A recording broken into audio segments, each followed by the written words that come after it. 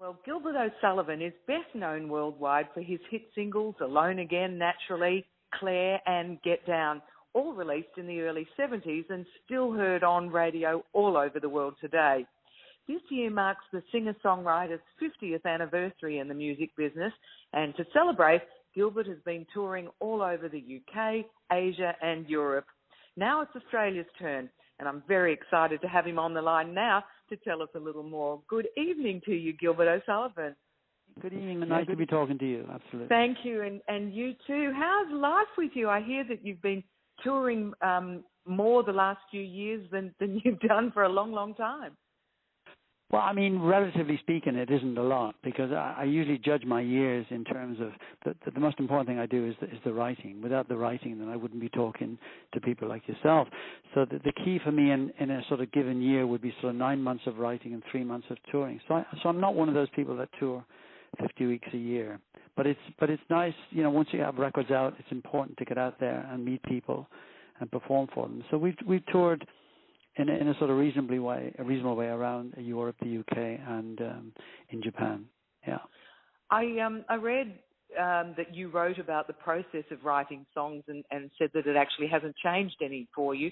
That do you still start work at 9 a.m. and finish at 5 p.m. sitting at the piano to come up with a melody and then start on the lyrics? Sandy. Well, yeah. I mean, it's Sandy. It's a very disciplined approach, because the good thing is I'm 71 years of age now, so it's kind of. But as a songwriter, I still have the same kind of approach, same attitude that I had way back when I was 19, 15, 16, when I started writing songs, because it requires the same approach. You sit at a piano. Pianos haven't changed that much. They might get more expensive, they might get bigger, but basically the keyboard remains the same. So that's very comforting for me. The discipline comes into it. It's a bit like the Brill Building. If you know of the Brill Building in America in the 50s, where the Goffin and Kings, Sadak and Greenfields, all those people wrote songs in a little room with a piano. So I've adopted that kind of attitude, because even though I live in a nice house with my family here, my room for writing is quite small. So and discipline comes into play also as you get older, because you need to have that discipline so that you don't sort of think to yourself, well, you know, do I feel like doing this today? Why don't I just go out and take a rest or something? So it's important, and so I have that kind of that enthusiasm for the work that I do still. Yeah, and nothing to date has ever equaled the success of Alone Again, Naturally. What do you think it was about that song that absolutely captured the world's imagination and attention? Well, that's something we'll never know, and we should never know. It's a dangerous thing if you actually knew what was going to be a success. I've often heard writers and performers say that, they've written something and they knew it was going to be a success.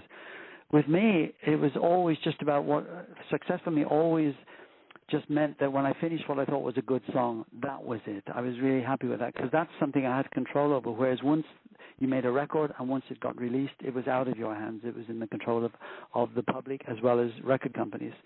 But it's the interesting thing with Alone Again, you pick up on that, is the fact that when that was recorded, it was recorded with a song called Out of the Question, which was on the second album. And everybody thought in the studio and in the record company that Out of the Question was the one that should be released as a single. Nobody said Alone Again should be released. They liked it, but they didn't think it was that commercial. And so there was humming and hawing. And in the end, Gordon Mills, my manager, said, well, even if it isn't a success, it's a good song, so we'll go with it.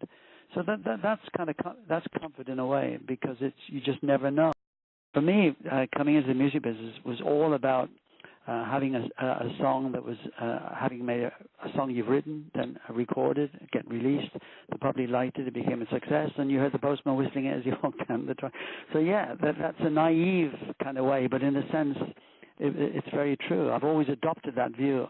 So what is it for you? Why are you writing? Is it part of you that you need to let out, or just to get those creative juices flowing and share something with the world? What drives you? Well, it isn't that. It's the simple thing of the ability you have. I was 4 years at art school, and I could have gone into sort of graphics in work-wise, but the writing was developing. So it's that thing, you make the point, you make the decision to go for it. I was just always able to write songs. We had a piano in the house, then it was put into the garden shed, so I could spend a lot of time out there.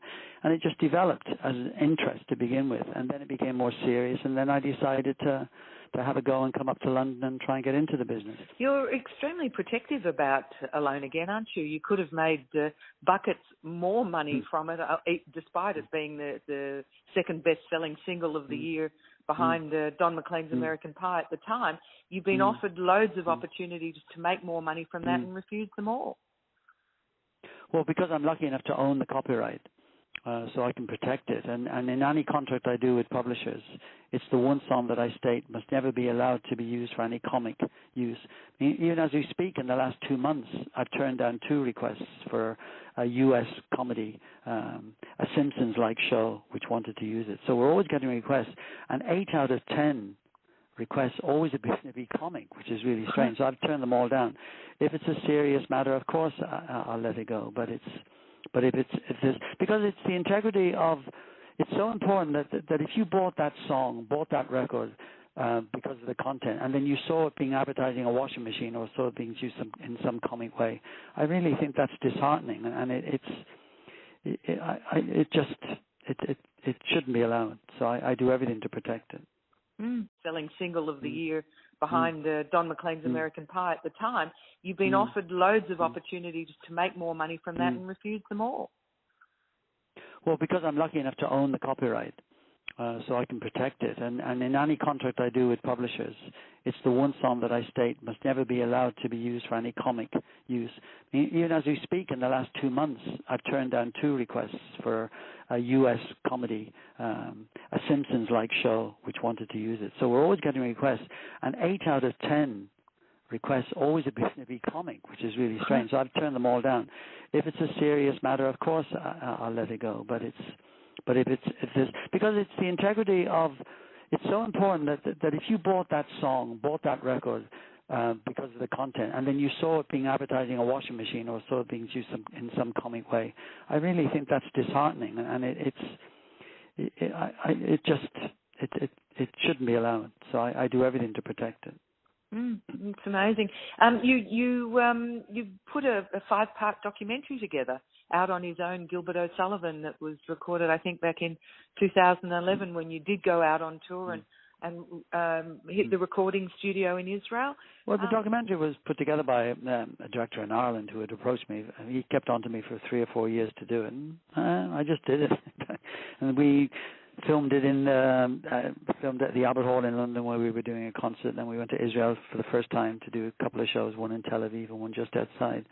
Filmed us there, so it was interesting. I mean, it allows me to get put a view across, and hopefully it's helpful for people who might be interested in my work. What are we going to see on tour here in Australia, Gilbert? Well, apart from I'm really looking forward to coming over with my band and stuff. We perform for 2.25 hours with a break in the middle. So I have a lot of songs, so I go back a long way, as you mentioned earlier, 50 years. The first record I made came out in 1967, so I'm still at it. And so there's a lot of material that we cover over that 2.5-hour period. And cross-section, all the best-known songs that people want to hear, plus some album tracks that people like, and an element of new material. So hopefully it's a good combination. I'm hoping everybody in Australia will enjoy it too. Oh, I'm sure they will. You have a huge reputation here, Gilbert O'Sullivan, as you do all over the world, and we're very excited to see you down under. Thank you so much for chatting with me this evening, and all the very best and safe travels here.